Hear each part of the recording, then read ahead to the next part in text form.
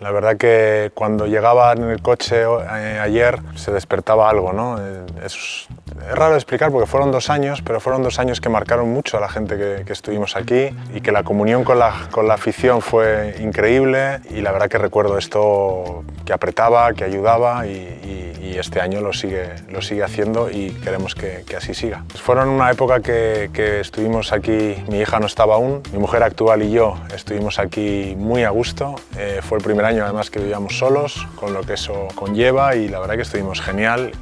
Nos movíamos, como bien dices, fuimos a muchos sitios y bueno, la verdad que siempre hemos tenido mucho cariño, hemos vuelto algún verano por aquí, me acuerdo con el partido de Mar contra Pau y tal, y es bueno, un recuerdo que los dos tenemos muy bueno. El 10 de 11 en triples, la verdad, es el día que recuerdo esto lo levantado y pidiendo que me sacara Pešić a jugar, es el recuerdo que más tengo. La Final Four de la FIBA Cup fue algo también impresionante que como se vivió aquí.